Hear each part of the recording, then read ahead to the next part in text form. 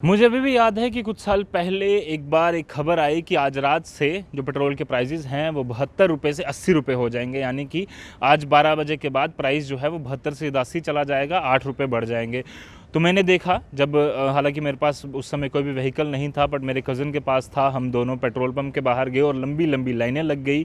सब लोग चाहते थे कि जल्द से जल्द पेट्रोल भरा लिया जाए, अपनी टैंकी फुल करा ली जाए, क्योंकि कल से 8 रुपये ज़्यादा उनको पर लीटर पेट्रोल पर ख़रीदना पड़ेगा। तो उसी लिए वो पहले कर रहे थे। पर अगर मैं ये कहूँ कि वो एक दिन जो हुआ था, आज पिछले कुछ महीनों से, अगर नवंबर से दिसंबर की ही बात करूं, तो 56 टाइम्स पेट्रोल के प्राइसेस जो हैं उसमें बदलाव हुआ है और 60 टाइम्स से ज़्यादा डीजल के प्राइस में बदलाव हुआ है जम्मू कश्मीर और पूरे देश में पेट्रोल के और डीजल के प्राइसेस में। ये खबर काफ़ी ज़्यादा चौंकाने वाली ज़रूर है, पर किसी के ध्यान में नहीं आ रही, क्योंकि काफ़ी दिनों से लगातार पेट्रोल के प्राइसेस, डीजल के प्राइसेस बढ़ रहे हैं। पेट्रोल की ही बात करूँ तो जहाँ जम्मू कश्मीर में प्राइस 84, 86 के आसपास चल रहा है, वहीं मध्य प्रदेश, महाराष्ट्र के कई सारे ऐसे इलाके हैं जहां पर प्राइस 91, 92 तक पहुंच चुका है और उम्मीद है कि जल्द ही 100 भी हो जाएगा।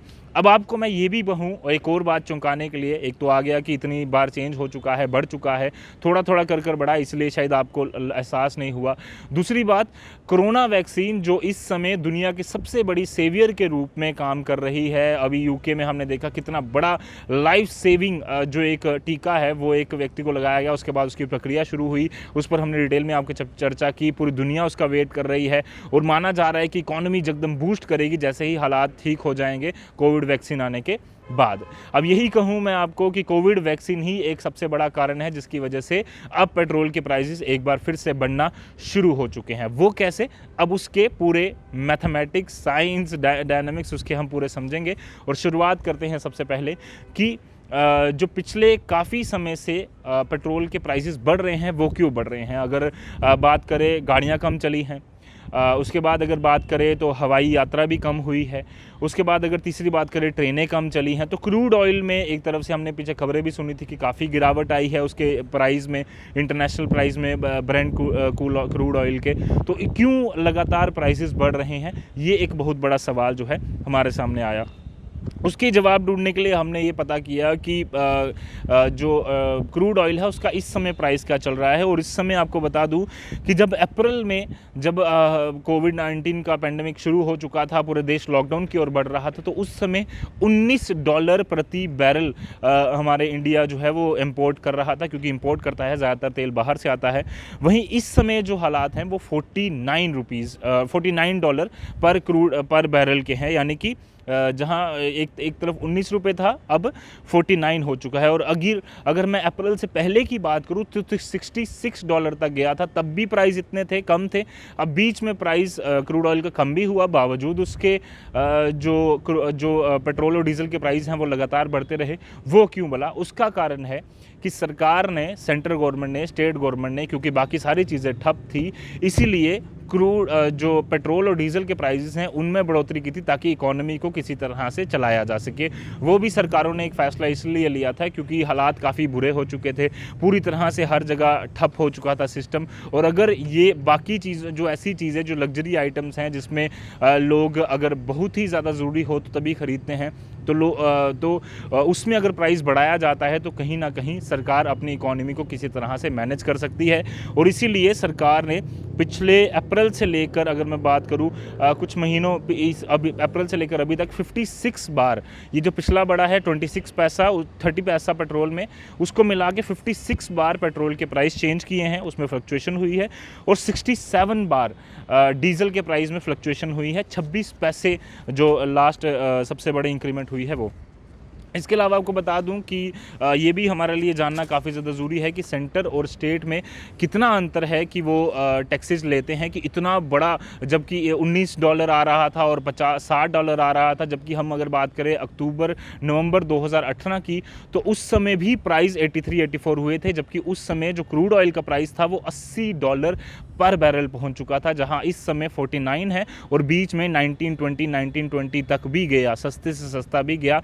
बावजूद बावजूद उसके पेट्रोल के प्राइस कम हुए। अब टैक्सेस की मैं बात करूं, पेट्रोल प्राइस में सेंटर और स्टेट के टैक्सेस मिलाकर 62% पैसा जो है वो पेट्रोल प्राइस में टैक्सेस का होता है। यानी कि अगर 100 रुपया है तो 100 रुपये में से 62 रुपीज़ सिर्फ और सिर्फ टैक्सेस के हैं।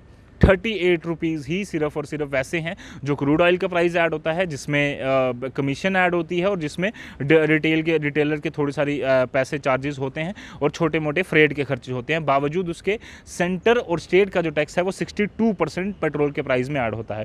डीजल के प्राइस में 57.5% स्टेट और सेंटर के टैक्सेस ऐड होते हैं, यानी कि सिर्फ 42.5% ही वो पैसा होता है जिसमें डीजल का क्रूड ऑयल, जो क्रूड ऑयल की बात करें उसके अलावा हम बात करें फ्रेट की और जो रिटेलर के अपनी कमीशन होती है।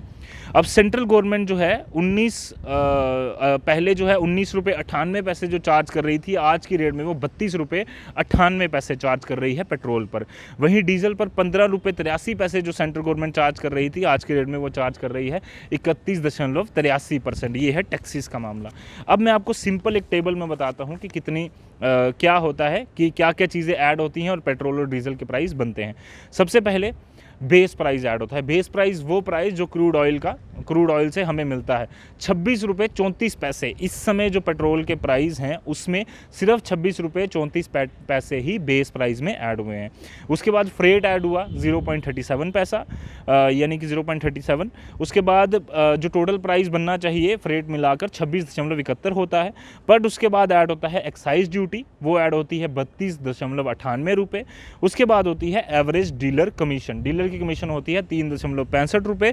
और उसके बाद ऐड होता है वैट जो कि स्टेट्स लेती हैं, उसमें वो हो गया 19 रुपये।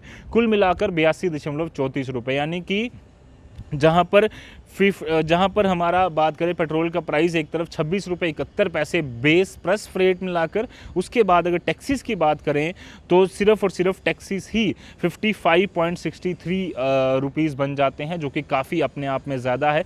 जिसका मतलब ये है कि सरकार ने पिछले दिनों में पेट्रोल और डीजल के दाम इसलिए कम नहीं किए क्योंकि इकोनॉमी में बाकी सब चीज़ें जो है वो ढीली चल रही थी, बाकी सब चीज़ों में काम नहीं था। और इसी की वजह से सरकार ने ये सोचा कि पेट्रोल और डीजल के प्राइस अगर लोग खरीदते हैं पेट्रोल डीजल तो उसमें हम बढ़ोतरी करते हैं ताकि इकोनॉमी को किसी तरह से चलाया जा सके। कोविड को लेकर जो हमें प्रिपरेशन करनी है उसके लिए भी पैसा चाहिए, तो वो पैसा कहाँ से आएगा, उसके लिए भी पेट्रोल डीजल के प्राइस को कम नहीं किया गया, उसे वहीं मेंटेन किया गया। और अब उम्मीद है, और कई सारे जो इकोनॉमिस्ट हैं वो मान रहे हैं कि 100 रुपये तक जा सकता है अगर ऐसे ही चीज़ें चलती रही। वहीं दूसरी मार इसने कोरोना वैक्सीन ने भी दी है। कुछ दिनों में जो बैरल के प्राइजेस हैं क्रूड ऑयल के वो काफ़ी बढ़ चुके हैं, क्योंकि लोग अब ट्रैवलिंग ज़्यादा करने शुरू हो रहे हैं, लोग वैक्सीन की वजह से एक कंट्री से दूसरी कंट्री मूव कर रहे हैं। इसी की वजह से क्रूड ऑयल के जो प्राइस हैं वो बढ़ चुके हैं, जिसकी वजह से अब पेट्रोल के प्राइसेस, डीजल के प्राइसेस बढ़ रहे हैं।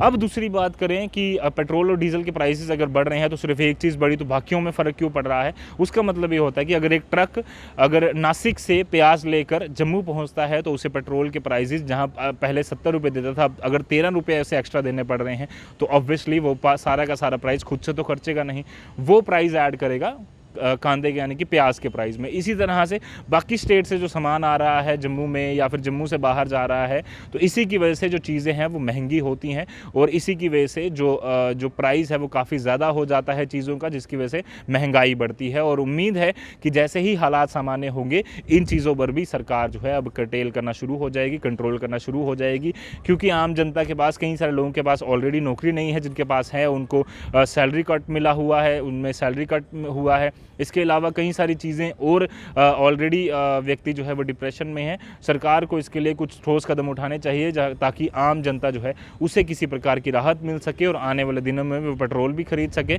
और प्याज भी खरीद कर अपनी सब्जी में डाल सके।